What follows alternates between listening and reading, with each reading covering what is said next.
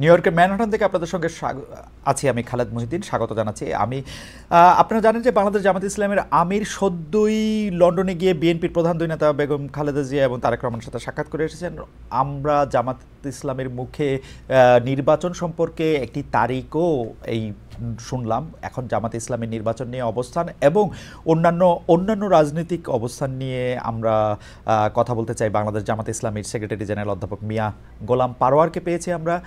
জনাব মিয়া গোলাম পারোয়ার, আপনাকে আমরা আমাদের অনুষ্ঠানে স্বাগত জানাই। আপনি আমাদেরকে সময় এসেছেন, সেজন্য আমাদের কৃতজ্ঞতা এবং শুভেচ্ছা জানবেন। আসসালামু আলাইকুম ওয়া রাহমাতুল্লাহি ওয়া বারাকাতুহু।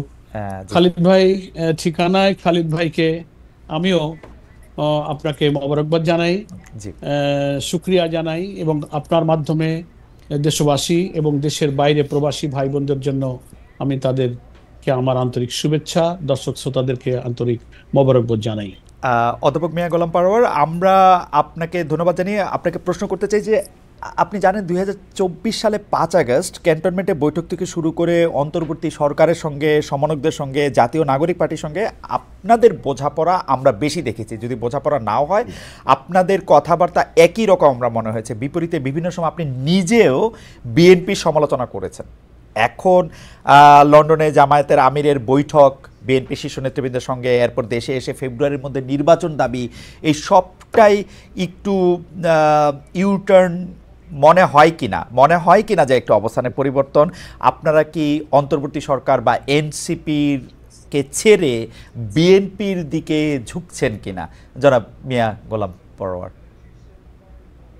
ধন্যবাদ খালিদ ভাই। আমি খুব বিনয়ের সাথে বলবো যে না, আমাদের অবস্থান নীতিগতভাবে যা শুরুতেই ছিল, আমাদের সম্মানিত আমির জামাত নির্বাচনে অংশগ্রহণ ইত্যাদি সম্পর্কে যে অবস্থানের কথা প্রথমেই বলেছিলেন, এখনো আমাদের অবস্থান সেটাই আছে। ইউটার্ন বলতে যেটা বোঝায়, আলহামদুলিল্লাহ আমাদের অবস্থানের ক্ষেত্রে আমরা কোনো ইউটার্নে যাইনি। আপনি হয়তো বলবেন যে গতকালকে দুজন মার্কিন উপসহকারী পররাষ্ট্রমন্ত্রীর সঙ্গে আমাদের সাক্ষাৎ পরবর্তী যে প্রেস ব্রিফিংয়ে আমির জামাত যে বক্তব্যটা দিয়েছিলেন, আর আজকে ওনার ইউরোপ, ইউকে ইত্যাদি সফরের পর আজকে যে উনি মিট দ্য প্রেস করেছেন, সেখানে উনি নির্বাচন প্রশ্নে সাংবাদিক বন্ধুদের প্রশ্নের জবাবে যা বলেছেন, এটার ভিত্তিতে অনেকে একটু ব্যাখ্যা বিশ্লেষণ করতে গিয়ে কেউ একটু মনে হচ্ছে যে অবস্থান কি জামাত ইসলামী বদলে ফেললো কিনা।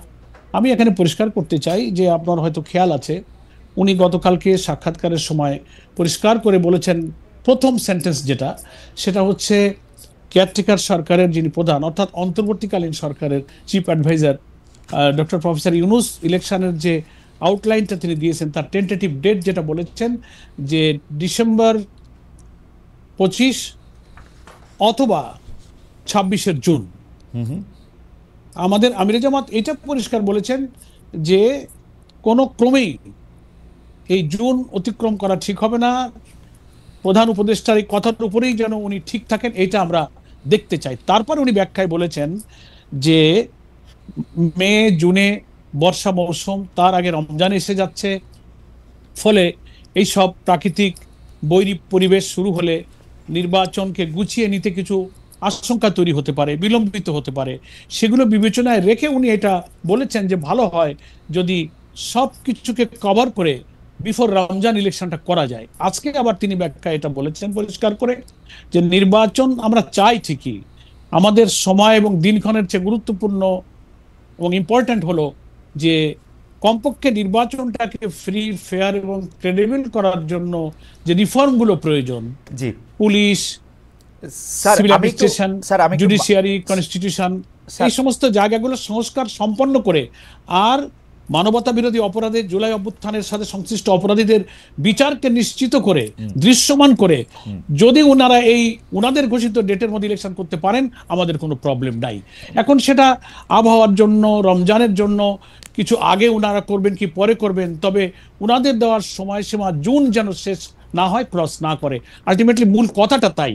এখন এখান থেকে অনেকে ব্যাখ্যা নানা রকম করতে পারে। না স্যার, এখানে আরেকটু যদি পরিষ্কার হওয়া প্রয়োজন, কারণ প্রফেসর ডক্টর মোহাম্মদ ইউনূস এই 2025-এর ডিসেম্বর থেকে 2026 পর্যন্ত জুনের এই সময়সীমা নির্বাচনের জন্য বেঁধে দিয়েছিলেন আসলে 2024-এর ডিসেম্বরে, মানে তিনি একটি প্রথম সাক্ষাৎকারে তিনি এটি বলেছিলেন। আজ আমরা এপ্রিল মাসের আজকে কত তারিখ, এই 17 তারিখে আমরা, আজকে 17 তারিখ, জি 17 এপ্রিলের 17 তারিখে এসে আমরা এটি নিয়ে আলোচনা করছি, কারণ জামায়াতে ইসলামী তখন কিন্তু প্রফেসর ইউনূসের ওই বক্তব্যের সাথে সম্মতি জ্ঞাপন করেন নাই।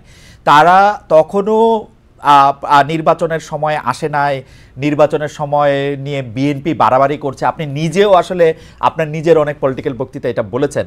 এই জন্য আমরা একটু জানতে চাইছিলাম এই শিফটটা এই সাক্ষাৎকার পরবর্তী কিনা, কারণ ডক্টর ইউনূস আগেও বলেছেন যে 2025-এর ডিসেম্বর থেকে উনি 2026-এর জুনের মধ্যে নির্বাচন চান, কিন্তু তখন আমরা জামাতে ইসলামীকে বলতে শুনেছি যে বিএনপি নির্বাচনের জন্য অস্থির হয়ে গেছে, এখনো আসলে নির্বাচনটা করা যাবে না। এখন আবার জামাতে ইসলামী বলতেছে যে না, 2025-এর ডিসেম্বর থেকে জুন পর্যন্ত যেহেতু উনি চেয়েছেন, আমরা চাই রমজানের আগে এটি শেষ করা হোক।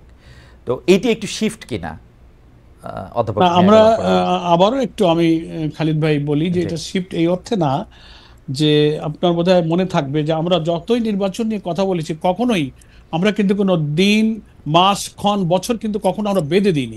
আমরা বলেছি নির্বাচনটা ক্রেডিবল করার জন্য মাস, দিন, বছরের চেয়ে নির্বাচন নিরপেক্ষ হওয়াটা হচ্ছে ইম্পর্টেন্ট।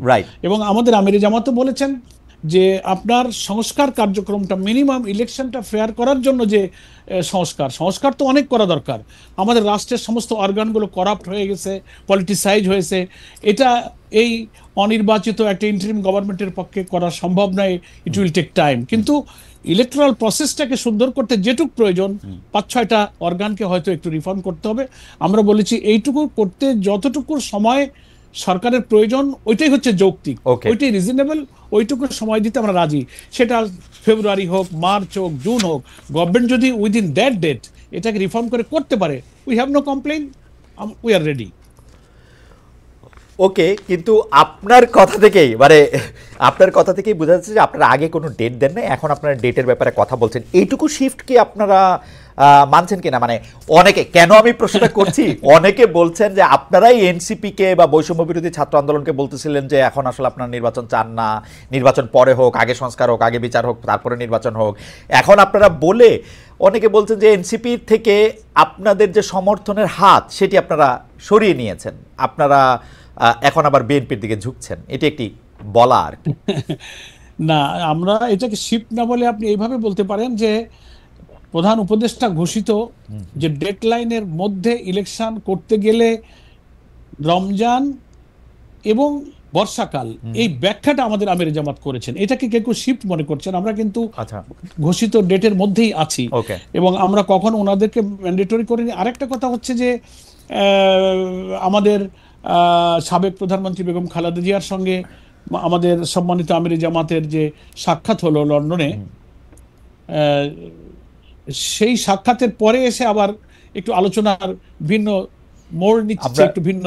আমরা সাক্ষাৎকারের প্রসঙ্গটিতে আসছি। আপনি নিশ্চয়ই খেয়াল করেছেন, আমি জানি যে বাংলাদেশের রাজনীতির আপনি একজন খুবই মানে রাজনীতিবিদদের পাশাপাশি আপনি একজন রাজনৈতিক বিশ্লেষকও বটে, আপনার লেখালেখি পড়াশোনাতে বোঝা যায়। আমরা দেখেছি যে অনেকে এই দাবি তুলছেন যে ডক্টর ইউনূসের সরকারের 5 বছর থাকা দরকার, ডক্টর ইউনূসের আরও অনেক দিন ক্ষমতায় থাকা দরকার। আপনারা কি এই বক্তব্যের সাথে মানে সমর্থন দেন, বা আপনারাও কি মনে করেন যে ডক্টর ইউনূস আর একটু বেশি সময় থাকলে ভালো হতো?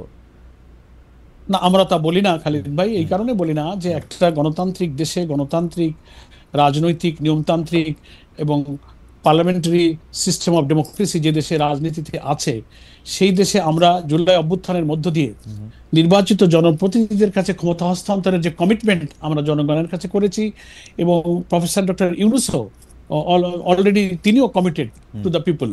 সেই কারণে রিজনেবল সময় যেটুকু একটা নির্বাচন করতে লাগে সেই সময়টুকু দেওয়ার জন্য এই জাতি প্রস্তুত।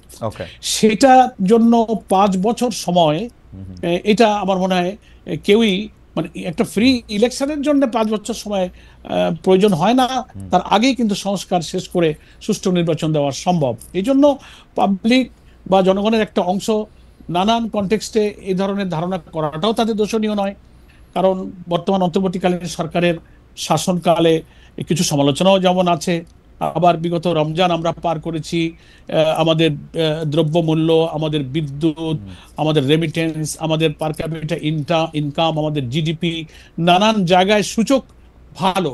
এই প্রশংসা তো সবাই করছে। সেই কারণে সাধারণ মানুষ যারা অত রাজনীতি সচেতন নয়, পলিটিক্সের অত ব্যাখ্যা, গঠনতন্ত্র, সংবিধান, পার্লামেন্টারি সিস্টেম অফ ডেমোক্রেসি এত কিছু বুঝতে রাজি না, তারা মনে করে ভালোই তো আছি।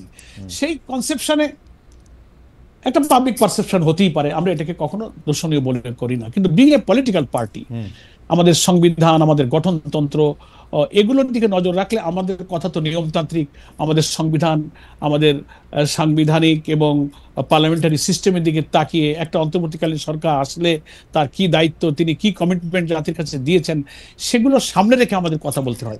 সেজন্য আমরা আমাদের কথা বলছি যে আমরা নির্বাচনমুখী দল, আমরা একটা নির্বাচন সুষ্ঠুভাবে করতে যতটুকু গ্রহণযোগ্য সময় আমরা সরকারকে তা দিতে রাজি। অলরেডি গভর্নমেন্ট ইতিমধ্যে একটা টেন্টেটিভ আইডিয়া দিয়ে দিয়েছেন, আমরা তার উপরেই যেন সরকার ঠিক থাকে, এই জন্য আমরা এটাই বলেছি, এটি আমাদের মিয়া ভাই। মানে স্যার, জিনিসটা যেটা হইলো, আমরা এতদিন পর্যন্ত আমার আন্ডারস্ট্যান্ডিং ছিল যে জামায়াতে ইসলামের একটা আন্ডারস্ট্যান্ডিং হইলো যে যদি এখন ভোট হয় তাহলে জামায়াতে ইসলামী হয়তো পাওয়ারে আসবে না, পাওয়ারে আসবে হচ্ছে বিএনপি। বরং এই সরকার ক্ষমতায় থাকলে জামায়াতে ইসলামী যেগুলি করতে চায়, বিভিন্ন বিশ্ববিদ্যালয়ে ভিসি দেওয়া, বিভিন্ন জায়গায় তাদের জামায়াতে ইসলামীর মাইন্ডেড লোককে বসানো, যেটি সম্ভব হচ্ছে বা হয়েছে, সেটি এই সরকার থাকলে যতটা সম্ভব, বিএনপি সরকার আসলে এটি একটু কম সম্ভব বা কম। এই জায়গা থেকে কি এই সরকারের প্রতি এক ধরনের সহানুভূতি, এক ধরনের সমর্থন ছিল, এরকম অনেকে মনে করতেছেন? এটা আমার মত না, আমি সবগুলি মতকে একসাথে এটা বললাম যে জামায়াতে ইসলামী তো এখনই যতটা পাওয়ারে আসে, অন্য একটা দল যদি পাওয়ারে আসে তাহলে তো জামায়াতে ইসলামী এতটা পাওয়ারফুল থাকবে না। আপনি জামাত ইসলামীকে কোথায় পাওয়ারে দেখলেন? আমি তো এত দেখি না। আমরা কত মানুষের কত অনুরোধ করি, কত সুবিধা অসুবিধা দূর করার জন্য বলি, আমাদের কত 10টা বললে একটা হয়তো শোনে। কিন্তু আপনার বর্ণনা আর কিছু কিছু মিডিয়া এমন ভাবে জিনিসটাকে সবাই বলে যে সবগুলি বিশ্ববিদ্যালয় কি সুডো আপনাদের দখলে, শিক্ষক প্রশাসন থেকে শুরু করে উপাচার্য। না, এটা ঠিক না। আপনি চেক করেন, দেখেন কয়টা পাবলিক ইউনিভার্সিটি, কয়টা প্রাইভেট ইউনিভার্সিটি, কয়টা লোক। আমি তো দেখি না যে আমার দলীয় কোনো একটা লোক কোনো বিসি হয়ে আছে। মানে একটা লোক একটু ভালো হলে, সৎ হলে, মুখে একটু দাড়ি হলে, একটু নামাজি হলে বলে আরে এই লোকটা জামাতের লোক। এটা একটা আলোচনা। আমি আপনাকে খালি দিয়ে একটা উদাহরণ দিই। আমার ডিসি একবার খুলনা, আমি তখন মোস্ট প্রবাবলি এমপি ছিলাম, তো কিছু ঠিকাদার কন্ট্রাক্টররা নানানভাবে, ওরা তো আনডিউ প্রিভিলেজ চায়, তার কাছে গিয়ে কিছু তাদের বিল টিল আনার জন্য গিয়েছে। তো গিয়ে বলছে যে ডিসি সাহেবকে যে স্যার আমাদের এই কাজগুলো একটু করে দেন, আমরা আপনাকে, ওরা আনডিউ কিছু প্রিভিলেজ দেওয়ার জন্য কিছু অফার টফার দিয়েছে আর কি। কিন্তু ডিসি সাহেব সৎলোক ছিলেন, উনি একেবারেই রিফিউজ করেছেন এবং খুব অসন্তুষ্ট হয়েছেন। ওই লোকগুলো ফেরত এসে আমাকে বলছে, পরোয়ার ভাই, খুলনার যে ডিসি এ বেটা জামাত করে। আমরা একটু কিছু টাকা দিতে চাইলাম, টাকা নিতে চাইলো না, অথচ ডিসি সাহেবকে আমি চিনতাম। কখনোই সে কোনো দলীয় কোনো কিছু লোক না, আমাদের কোনো দলীয় লোক না, একটা ভদ্রলোক, একটা অনেস্ট পার্সন।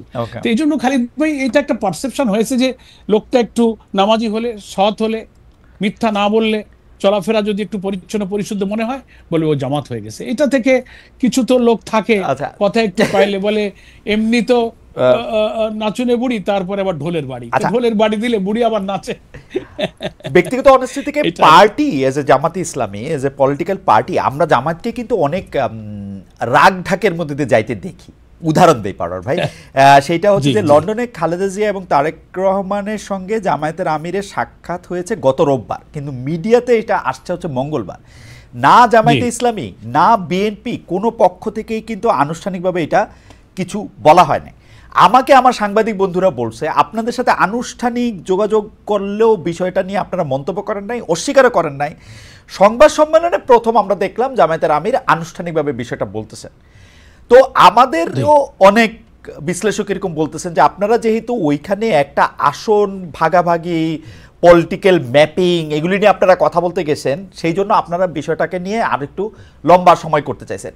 এর আগেও কিন্তু আমরা বিভিন্ন রাজনৈতিক প্রশ্নে, সেগুলো আমরা পরে আসবো, আমরা জামায়াতে ইসলামী যেহেতু সরাসরি খুব মিথ্যা কথা বলতে পারে না, তো জামায়াতে ইসলামী কি করে, চুপচাপ থাকে, বলতে চায় না, এক ধরনের কৌশলের আশ্রয় নেয়। ওইটা আপনি কিভাবে দেখবেন? এই লন্ডনের বৈঠকটা থেকে শুরু করে পরে রাজনৈতিক বিশ্লেষণগুলিতে আমরা আসতেছি। না, ধন্যবাদ অবস্থান? খালিদ ভাই। আপনার ওই একটা কথা জায়গায় আমি একটু মানে বিনয়ের সাথে ভিন্ন মত বলি প্লিজ যে প্লিজ। জামাত ইসলামী সরাসরি মিথ্যা বলতে চায় না। আমরা সরাসরি তো বলি না, আমরা পরোক্ষ বা অসরাসরিও কখনো মিথ্যা বলি না। আপনার মিথ্যা প্রশ্ন আমাদের এড়ায় মাঝে যান নেই। আর কি, তবে প্রশ্ন আমরা চুপ ঠিক থাকতে পারি, যেই প্রশ্ন কখনো একটু কখনো চুপ থাকি, আনকমফোর্টেবল, এটা ঠিক, এটা আপনার একটু এড়ায় এটা যান। ঠিক। অন্য পলিটিক্যাল পার্টির মতো রিয়েক্ট অ্যাক্ট করেন না, মিথ্যা বলেন না, ঠিক এড়ায় যান আর কি। আমি এটার উদাহরণ একটু পরে দিব পরার ভাই আপনাকে। যাই হোক, এইটা যদি আপনি একটু আচ্ছা, বলেন। ঠিক আছে। যেটা তা যদি আমি এইটা একটু বলে নিই। জি আপনি যেটা শুরু জি, করেছেন, লন্ডনে আজকে মিটিং। আমাদের সম্মানিত আমির জামাত জি মিড দ্য প্রেসে এটা খুব পরিষ্কার করেছেন যে আমি যেহেতু, ওনার রেগুলার আমাদের সফর ছিল Belgium, Brussels, UK, European union, commission, বিভিন্ন সংস্থার সাথে উনি বসেছেন। তো উনি কিছুদিন আগে উনি লন্ডনে গিয়েছিলেন। তো তখন সংক্ষিপ্ত সফর শেষ করে উনি চলে এসেছেন। ওনার পরিবারের সদস্য লন্ডনে থাকে। তো যেহেতু উনি গেলেন, উনি এই চিন্তাতেই গিয়েছেন, সিনসিয়ারলি স্পিকিং খালিদ ভাই, যে যাদের সঙ্গে দীর্ঘ সময় রাজনীতি করলাম, উনি তিনবারের সাবেক প্রধানমন্ত্রী, আমাদের একজন শ্রদ্ধেয় সহকর্মী, এখন একদিকে তিনি অসুস্থ, আবার একদিকে তিনি মজলুম, তার উপরে অনেক জুলুম করা হয়েছে।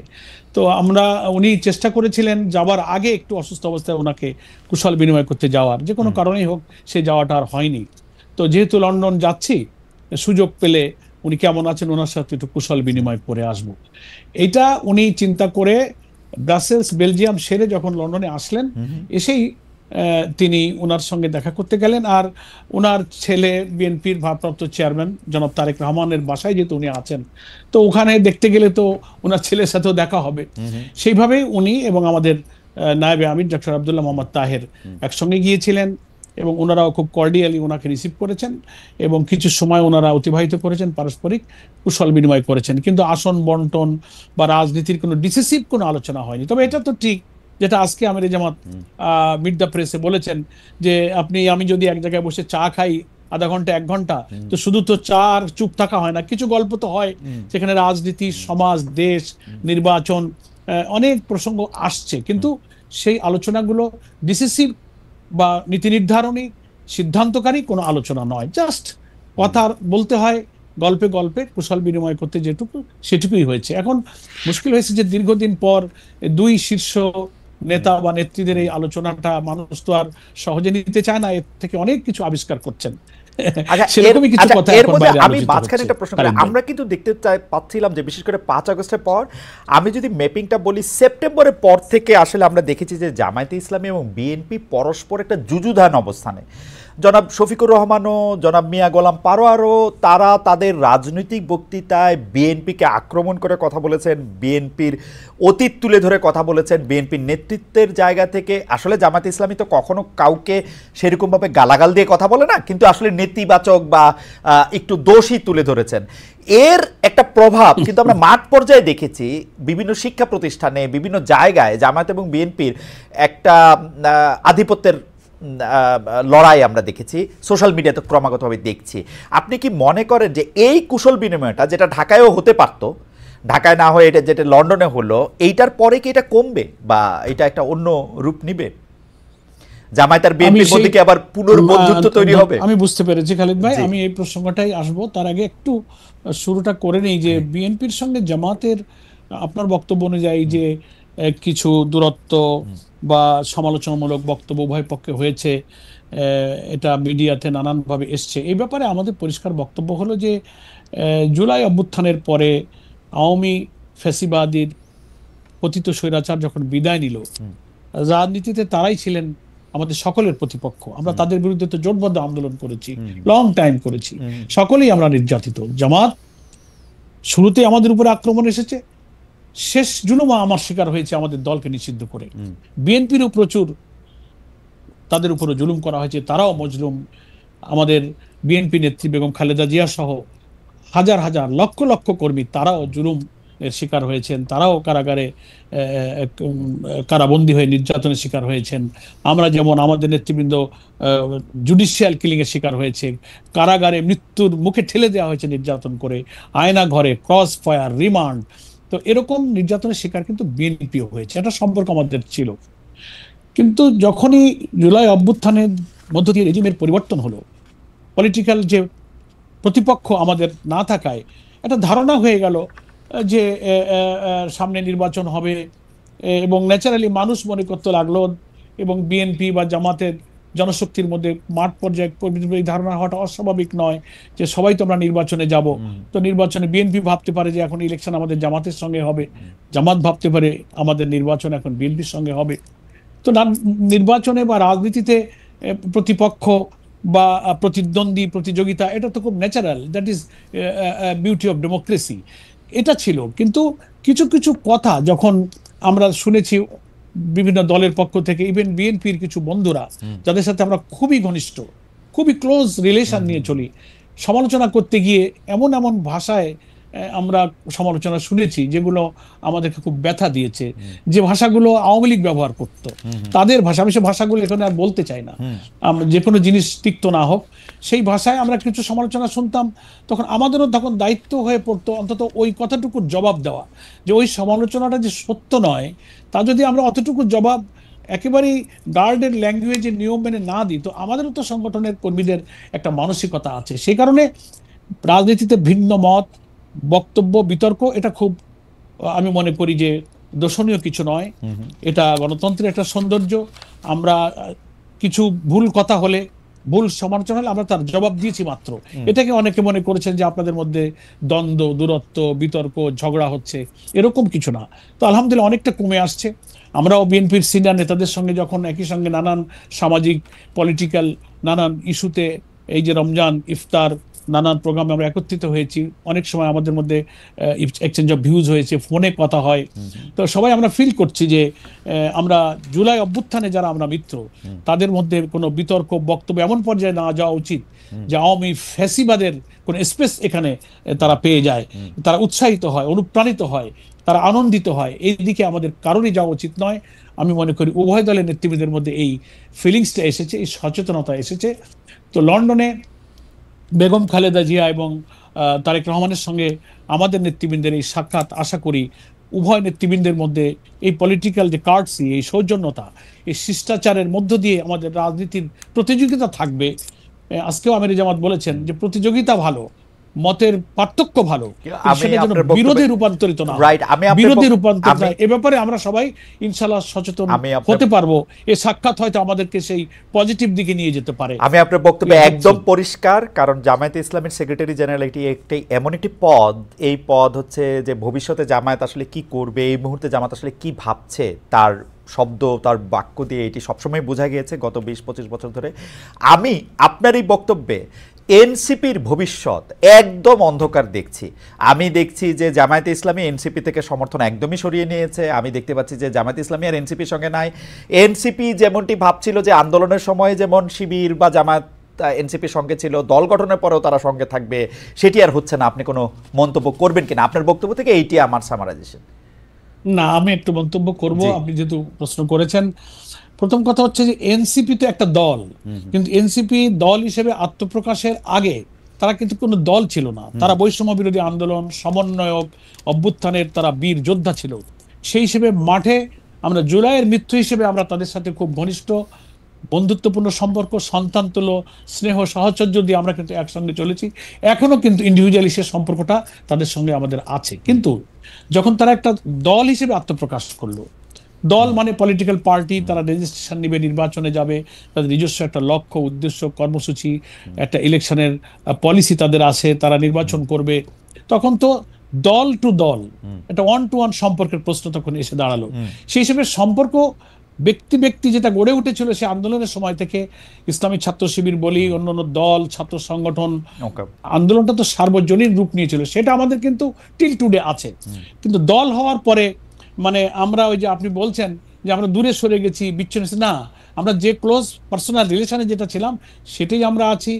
দল হওয়ার পরে আত্মপ্রকাশের অনুষ্ঠানে আমরা ইনভাইটেড ছিলাম, আমরা সেখানে গিয়েছি, শুভেচ্ছা বিনিময় করেছি। দল গঠিত হওয়ার পরেও তাদের সঙ্গে আমাদের কথাবার্তা হচ্ছে, যোগাযোগ হচ্ছে, রিলেশনটা কিন্তু আছে। এখন ইলেকশন নিকটে আসলে তখন পোলারাইজেশন হবে, সমীকরণ হবে, নির্বাচনে কে কিভাবে যাচ্ছে, কোনো অ্যালায়েন্স হচ্ছে, কোনো জোট হচ্ছে, কার সাথে কি যাচ্ছে, যত আমার মনে হয় নিকটবর্তী হবে, তত ইলেকশনের পোলারাইজেশনটা আরো ম্যাচুরড হবে। সেজন্য আমাদেরকে অপেক্ষা করতে হবে যে কখন কার সাথে কখন কি রিলেশন ইলেকশন পলিটিক্সে রূপ নেয়। সেজন্য আমাদের অপেক্ষা করতে হবে খালেদ ভাই। আমরা আপনার বক্তব্যে একদম পরিষ্কার, আশা করি দর্শকরা বুঝতে পেরেছেন যে যখন একটি আদর্শগত প্ল্যাটফর্ম এক ছিল তখন সবাই মিলে এক ধরনের আন্দোলন করা হয়েছে, পরে যখন রাজনৈতিক দল তখন তারা তো তাদের নিজস্ব দল মত লক্ষ্য ইশতেহার সেগুলি থাকবেই এবং পরে সেগুলি পরিবেশন।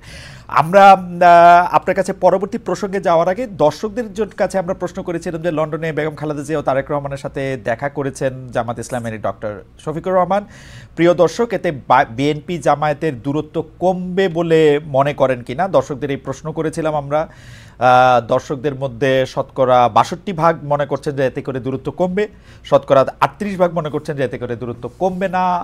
42,000 দর্শক ভোট দিয়েছেন। আমি একটু পরবর্তী প্রসঙ্গে আসি। অধ্যাপক মিয়া গোলাম পরোয়ার স্যার, আমাদের পরবর্তী প্রসঙ্গ হচ্ছে, আপনি জানেন যে পররাষ্ট্র সচিব পর্যায়ের বৈঠক হয়েছে পাকিস্তানের সঙ্গে বাংলাদেশের। সেইখানে 3টা বিষয়ে তারা সুরাহা চেয়েছে বাংলাদেশ।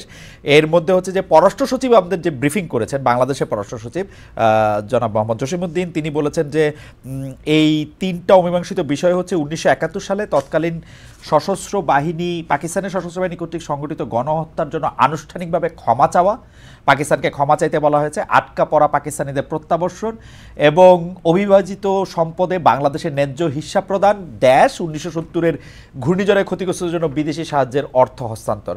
আমরা যদি 3টা বিষয় জামাতে ইসলামের একটু মন্তব্য জানতে চাই, আপনি কি মনে করেন 1971 সালের ঘটনার জন্য, সশস্ত্র আক্রমণের জন্য পাকিস্তানের ক্ষমা চাওয়া উচিত রাষ্ট্র বাংলাদেশের কাছে? এইটা নিয়ে যদি আমি শুরু করতাম, বাকি দুইটাও একটু।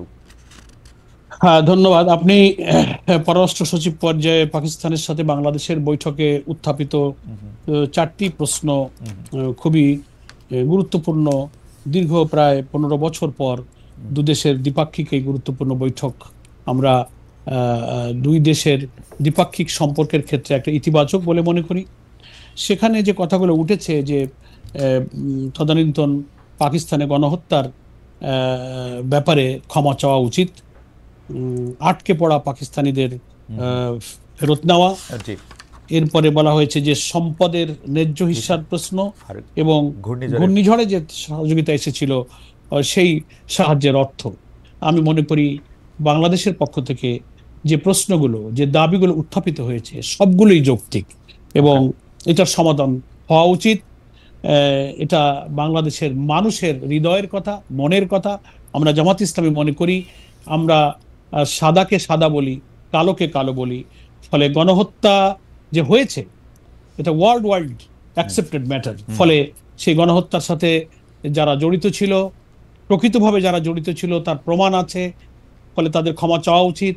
এবং আটকে পড়া পাকিস্তানিরা এখানে অনেক মানবতার জীবনযাপন করছে, তাদের অনেকের খুবই অমানবিক জীবন সম্পর্কে আমরা অবহিত আছি। এদের ফেরত নেওয়ার দাবি যথার্থ এবং সম্পদের ন্যায্য হিস্যার যে প্রশ্ন উঠেছে, ঘূর্ণিঝড়ের সময়ের যে ত্রাণ সাহায্যের প্রশ্নটা সম্পর্কে যদিও আমরা ওই সময়ে বয়সের চেতনায়, সচেতনতায় অতটা ম্যাচিউর ছিলাম না, এই ব্যাপারে কি তথ্য আছে আমি জানি না। যদি সেটা সত্য হয়ে থাকে, এই অর্থের ব্যাপারে সব কিছুরই একটা ন্যায্য মীমাংসা এবং নিষ্পত্তি হওয়া উচিত। এটাকে আমি ইতিবাচকভাবে দেখি। খালিদ ভাই। জি স্যার, আপনি একদম স্পষ্টভাবে বললেন যে যেহেতু গণহত্যা হয়েছে সেটা সারা দুনিয়া জানে, সেহেতু তাদের এই অবস্থানের ক্ষেত্রে তাদের ক্ষমা চাওয়া উচিত। আটকে পড়া পাকিস্তানের প্রত্যাবর্ষণটাও একটা দাবি, ন্যায্য হিসাব প্রদান সেটি আসলে থার্ড পার্টি, মানে আমি মনে করে থাকি আমাদের যে দাবি আন্তর্জাতিকভাবে যদি এটি প্রমাণিত হয় তাহলে নিশ্চয়ই এটি দিতেও পারবে। আমি এখন যদি একটু জামায়াতে ইসলামের অবস্থান জানতে চাই, 1971 সালে জামায়াতে ইসলামীও তো, আমি বারবার এই প্রশ্ন জামায়াতে ইসলামের নীতিবিদকে আমার করতে হয় যে 1971 সালে তো জামায়াতে ইসলামীরও একটা অবস্থান ছিল।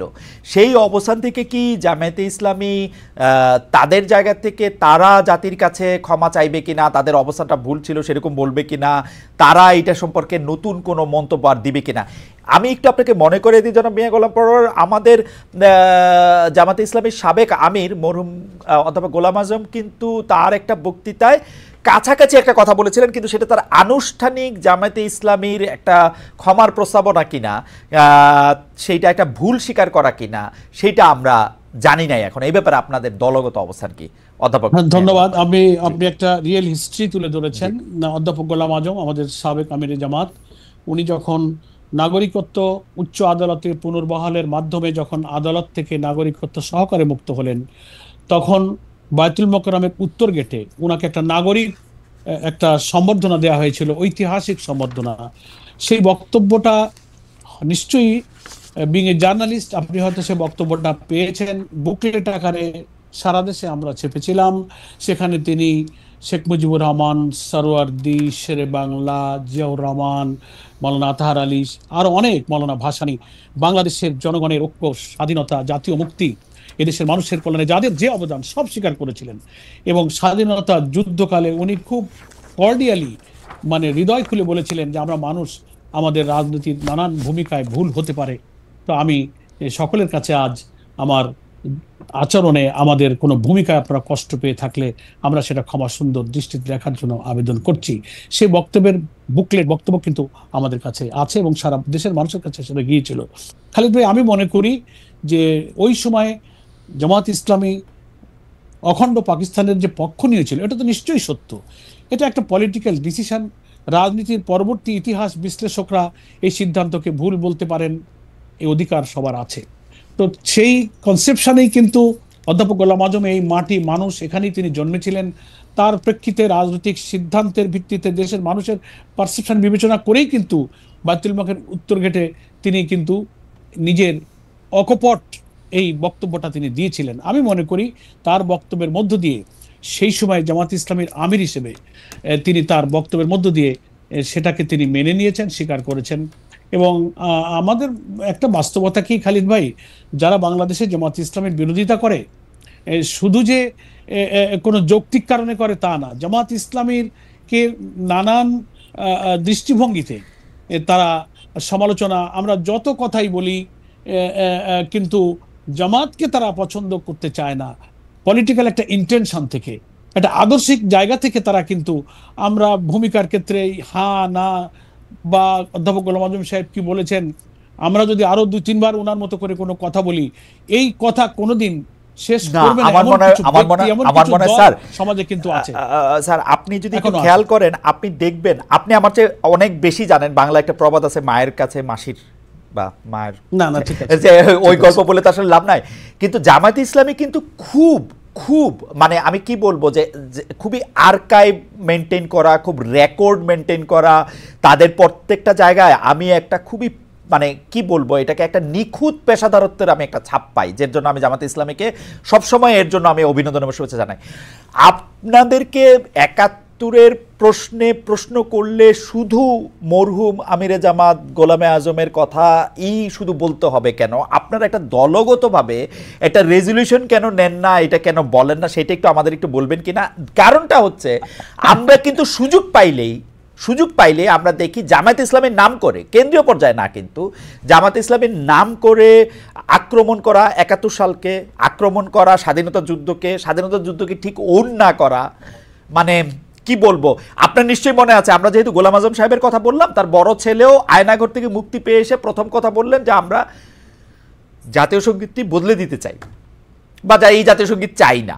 পরে জামায়াতকে আবার বলতে হইলো যে না, আমরা আসলে এই জাতীয় সঙ্গীত, মানে এই অবস্থানটা একটা রেজলিউশন নিয়ে একটা পরিষ্কার করে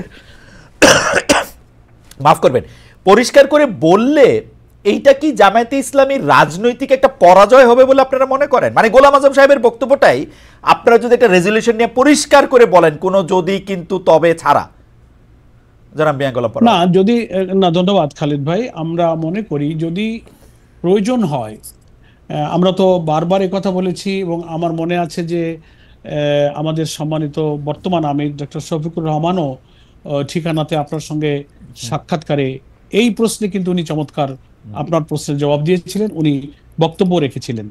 এবং আমরা মুক্তিযুদ্ধ, বাংলাদেশের স্বাধীনতা, বীর মুক্তিযোদ্ধাদের বীরত্বপূর্ণ সংগ্রামের কথা আমাদের বাংলাদেশ জামাত ইসলামের গঠনতন্ত্রের ভূমিকায় পরিষ্কার করে ডিক্লারেশন দিয়ে বলেছি। এখন আপনি যদি মনে করেন, বা জনগণ যদি মনে করে যে না, আমাদের এখন কিছু পরিবর্তিত রাজনৈতিক পরিস্থিতিতে জামাত ইসলামের জনগণের কাছে কিছু বলা উচিত, আমরা ভাববো, প্রয়োজনে আমরা ইনশাল্লাহ বলবো। আপনাকে অনেক ধন্যবাদ। আমি একটু আপনাকে উদ্ধৃত করতে চাই যে কোথায় বিভিন্ন রকমের কনফিউশন তৈরি হয়। যেমন এই স্বাধীনতা দিবসে আপনি বলেছেন ৭১-এ প্রকৃত স্বাধীনতা অর্জিত হয় নাই, ২৪-এই দ্বিতীয় স্বাধীনতা। আমরা যদি আপনার কথাগুলিকে একটু বিশ্লেষণ করি যে প্রকৃত বা আসল স্বাধীনতা মানে কি, আসলে এটা কি ভেজাল স্বাধীনতা, মানে ২৪ পর্যন্ত কি তাহলে আমরা পরাধীন ছিলাম? মানে আমি কিন্তু শেখ হাসিনার আমলটা মাথায় রেখেই বলতেছি যে ১৫ বছর মানে হেন দুঃশাসন নাই, শেখ হাসিনা আমাদেরকে তার মধ্যে দিয়ে নেন নাই, কিন্তু তার জন্য কি ৭১ একটা ভেজাল স্বাধীনতা হয়ে যাবে? এবং না না, ভেজাল মানে আপনি বলছেন যে প্রকৃত স্বাধীনতা অর্জিত হয় নাই। পরার ভাই শেষ হয় তো আমি বলি। জি জি বলেন। আমি বলি, আপনি জানবেন আমাদের বাংলাদেশের স্বাধীনতা ঘোষণার যে উদ্দেশ্য ছিল, the proclamation of independence, article 152 sub article, সংবিধানের যে ৭ম তফসিলও আছে, 10ই এপ্রিল ১৯৭১-এ যে ঘোষণাটা আমাদের ছিল, in order to ensure for the people of Bangladesh equity, human dignity and social justice, declare and constitute Bangladesh to be sovereign. কি বলা হয়েছে? সাম্য, মানবিক মর্যাদা ও সামাজিক সুবিচার প্রতিষ্ঠার জন্য স্বাধীন সার্বভৌম বাংলাদেশ প্রতিষ্ঠার ঘোষণা। এই যে ঘোষণা দিয়ে, এটাই তো মুক্তিযুদ্ধের প্রকৃত চেতনা, স্বাধীনতার মূল লক্ষ্য এখানে কিন্তু বিধৃত হয়েছে। তো এখন আমাদের ৭২ সালের ৪ নভেম্বর কিন্তু গণপরিষদের সংবিধান পাশ হয়েছে। এখন আমাদের সংবিধানে কিন্তু এই মুক্তিযুদ্ধের এই চেতনার কথা, লক্ষ্যের কথা বলা হয়েছে। আমরা বলেছি এই সেন্সে যে স্বাধীনতার ৫৩ বছর পরে আমাদের মানুষের মধ্যে সেই সাম্য, সেই হিউম্যান ডিগনিটি, সেই সোশ্যাল জাস্টিস এখনো এদেশের মানুষ পায়নি। তাই ২৪-এর একটা ফ্যাসিবাদের ইতিহাসের বর্বরতম, নিষ্ঠুরতম ফ্যাসিজম, আমি বলবো উনি শুধু ফ্যাসিস্ট নন, উনি স্যাডিস্টও ছিলেন। এই কর্তৃত্ববাদী শাসনের বিদায়ের পরে আমরা যে নতুন একটা বাংলাদেশ পেয়েছি, কর্তৃত্ববাদী শাসনের হাত থেকে মুক্তি পেয়েছি, এখন আমাদের সাংবিধানিক কাঠামোগত রাষ্ট্র সংস্কারের নানান যে চিন্তা আসছে, এর মধ্যে দিয়ে এমন একটা রাষ্ট্রযন্ত্রে আমরা ফিরে যেতে চাই যেখানে সেই ৫৩ বছরে না পাওয়া সাম্য, না পাওয়া মানবিক মর্যাদা, না পাওয়া সোশ্যাল জাস্টিস যেন আমরা ফিরে আনতে পারি। এই সেন্সে হয়তো অনেকে বলছে যে দিস ইজ সেকেন্ড ইন্ডিপেন্ডেন্স, এই সেন্সে বলছে, কিন্তু স্বাধীনতা অবশ্যই ৭১ সালে আমরা অর্জন করেছি। এটাই আমাদের মুক্তিযুদ্ধের প্রকৃত মুক্ত জীবন, স্বাধীন জীবন ছিল। কিন্তু মানুষের যে মুক্তি, মানুষের যে সাম্য, অর্থনৈতিক, সামাজিক, রাজনৈতিক আধিপত্যবাদের হাত থেকে নিজেদের জীবনকে, আমাদের ক্ষুধা, দারিদ্র, নিরন্ন, অনাহারী মানুষের দুঃখ কষ্ট থেকে বাঁচানো, শিক্ষা, অর্থনীতি, judiciary, every sector of our life, আমাদের যে মুক্তির কথা, শুধু একটা মানচিত্র, একটা পতাকা আর একটা জাতীয় সঙ্গীত স্বাধীনতা নয় খালিদ ভাই, আমাদের সেই মুক্তির কথা আমরা বলেছি যে এই জন্যই আমাদের নতুন করে এই মুক্তি আমাদের ফিরিয়ে আনতে হবে। খালিদ ভাই, আমরা একটু পুরনো কথায় ফিরে আসি যে আপনি মানে আপনার বক্তব্য এবং বিএনপির নেতৃবৃন্দের বক্তব্যের মধ্যে থেকে আমরা একটা তুলনামূলক বিচার আমাদের রিসার্চ টিম দেখছিল যে গত কতদিনে কি বলা হয়েছে। এর মধ্যে কিছু শব্দ আছে, যেমন আমি শব্দগুলি যে আপনি যেমন বলছেন যে বিএনপি বিভিন্ন সময় স্বাধীনতা বিরোধী কাউকে কাউকে এমপি, মন্ত্রী, রাষ্ট্রপতি বানিয়েছে, তেমনি বিএনপি থেকে বলা হয়েছে যে জিয়ার আমলে জামায়াতে ইসলামী প্রত্যাবর্তনের সুযোগ পায়, ৪ দলীয় জোট সরকারের মাধ্যমে আপনাদের নেতারা এমপি হয়েছে, মন্ত্রী হয়েছে। এসব বিষয় তুলে ধরে জামায়াতে ইসলামীর কয়েক মাসের ভূমিকাকে মুনাফিকি, এই শব্দটা বলা হয়েছে, মুনাফিকি এটা করছে। এইটাকে আপনারা কি বলবেন? মানে আমরা কি জামায়াতে ইসলামীকে এইরকম একটা দেখব যে জামায়াতে ইসলামী সতত মানে রাজনৈতিক ময়দানে তার সমর্থন বা সহযোগিতা বদলানোর জন্য সতত রং পরিবর্তনকারী একটা দল, যদি তাদের কথা এটা ঠিক হয় না, আপনি এটাকে কিরকম? আমি ধন্যবাদ জানাই এই প্রশ্নটা উত্থাপনের জন্য। প্রথম আমি দুঃখ প্রকাশ করছি যারা একটা রাজনৈতিক দলকে মুনাফিক শব্দ দিয়ে অভিহিত করেছে, এটা সঠিক কিনা আপনার মাধ্যমে আমি দর্শক শ্রোতা দেশবাসীর কাছে আমি এই প্রশ্নের জবাব দেওয়ার জন্য উত্থাপন করলাম। আমরা জামাত ইসলামী কখনো আমাদের আচার আচরণে মুনাফিকি করেনি। শহীদ রাষ্ট্রপতি জিয়াউর রহমান রাষ্ট্র ক্ষমতা নেওয়ার পরে তিনি যে রাজনৈতিক দলের উপর যে নিষেধাজ্ঞা উনি তুলে নিলেন, পলিটিক্যাল পার্টি রেগুলেশন, যেটাকে পিপিআর বলা হয়, সেই প্রত্যাহারের সুযোগে বাংলাদেশের শুধু জামাত ইসলামী কেন, অন্যান্য রাজনৈতিক দলের লোকেরা তো রাজনীতি করার সুযোগ পেয়েছিল। আওয়ামী লীগের রাজনীতি, অন্যান্য দলের রাজনীতি, অন্যান্য অনেক ইসলামী দলের রাজনীতি, তখন তো কোনো আমরা দল ছিলাম না। তো ফলে শুধু জামাত ইসলামীকেই বলা হচ্ছে এবং আমরা তো কোনো করুণার কারণে, দয়ার কারণে নয়, একটা আইনগত অধিকারের সুযোগ নিয়ে তখন জামাত ইসলামী সহ অনেক রাজনৈতিক দল রাজনৈতিক অধিকার ফিরে পেয়েছিল। এটার জন্য শহীদ রাষ্ট্রপতি জিয়াউর রহমানের যে বহুদলীয় গণতন্ত্র, যে মাল্টিপার্টি ডেমোক্রেসির যে দর্শন নিয়ে তিনি বাম, ইসলামিক এবং সব পন্থার লোককে এক মোহনায় এনে দেশ গড়ার যে রাজনীতিতে চলে গিয়েছিলেন, আমরা পরবর্তীকালের এখন যারা বিএনপির দায়িত্ব পালন করছেন সেই উদারতা, সেই বক্তব্য, সেই দৃষ্টিভঙ্গির মাঝখানে কিন্তু বেশ কিছু গ্যাপ আমরা লক্ষ্য করি। সেজন্য এটার জন্য আমরা উই আর গ্রেটফুল টু শহীদ রাষ্ট্রপতি জিয়াউর রহমান, কারণ তিনি এই উদারতা দিয়ে বহুদলীয় গণতন্ত্র এনেছিলেন এবং তার বেনিফিশিয়ারি অনেক দল। এখন কথা হলো যে এটাকে যদি তারপরে আমরা 79 ইলেকশনে অংশ নিয়েছি, আমরা পরবর্তী সব ইলেকশনে অংশ নিয়েছি, 91-এ আমরা একা একা কোনো জোট ছাড়া নির্বাচনে নিয়ে 18টি আসন পেয়েছি, আমরা মহিলা এমপি ছিলাম, আমরা 2001-এ ইলেকশন করেছি। আওয়ামী ফ্যাসিবাদ এবং আওয়ামী দুঃশাসন এবং আধিপত্যবাদ বিরোধী একটা জোট করে বেগম খালেদা জিয়া, অধ্যাপক গোলাম আজম, হোসেন মোহাম্মদ এরশাদ এবং শাইখুল হাদিস আল্লামা আজিজুল হক, এই 4 নেতার নেতৃত্বে মোস্ট প্রবাবলি 99 সালের দিকে একটা 4 দলীয় জোট আমরা গঠন করেছি। এগুলো তো দেশের রাজনীতি, দেশের আধিপত্যবাদ বিরোধী জনতাকে তাদের আদর্শিক জীবন, মুক্ত জীবনে নেওয়ার জন্য এগুলো বেগম জিয়া, আমরা বলবো তিনি দেশকে ভালোবাসেন, দেশপ্রেম থেকে আদর্শিক ভিন্ন মত পথ ভুলে তিনি সকলকে, তিনিও কিন্তু শহীদ রাষ্ট্রপতি জিয়ার মতো একসাথে এসে আধিপত্যবাদ বিরোধী রাজনীতির একটা পাটাতন তিনি তৈরি করেছিলেন। এটা তো জামাতও সেখানে এসেছিল, সেখানে অনেককে অনেক কিছু স্যাক্রিফাইস, কম্প্রোমাইজ করতে হয়েছে। এটা কোনো করুণা নয়, এটা ছিল সেই সময়কার পলিটিক্যাল রিয়েলিটি। ফলে এইটার কৃতিত্ব না জামাতের একা দাবি করা উচিত, না বিএনপি, না কোনো দলের দাবি করা উচিত। যে মহান ব্যক্তিরা এই রাজনীতি করে আমাদের প্রজন্মকে এই উদারতা, এই ঐক্য, একসাথে চলা, এই যে ইনক্লুসিভ পলিটিক্সের যে ধারার দিকে বাংলাদেশকে নিয়ে যাচ্ছিলেন, এখান থেকে কিন্তু অনেকের শিক্ষা নেওয়ার আছে। কিন্তু দুর্ভাগ্য, দুঃখ হলো এখন আমরা যারা রাজনীতি করছি আমাদের মধ্যে সেই উদারতা সকলকে নিয়ে আমি তো একজন নবীন পার্লামেন্ট মেম্বার ছিলাম। আমার মনে আছে সেদিনের কথা, 2001 থেকে আমি 6 পর্যন্ত যে এমপি ছিলাম, সেখানে আমরাও অনেকের বিরুদ্ধে পার্লামেন্টে অনেক বক্তব্য রেখেছি। সিনিয়র পার্লামেন্টারিয়ান, রাজনৈতিক অনেক বিতর্ক পার্লামেন্টে হয়েছে।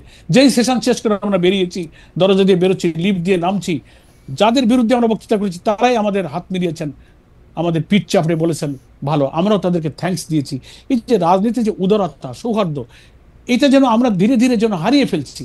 এখন শুধু আমার কি করার, আমার করুণায় যেন উনি চলেন, উনি আমার কথা রাখলেন না। আমরা তো স্বাধীনভাবে আমরা সব ইলেকশনে গিয়েছি, তারপরে আমরা জোট করেছি।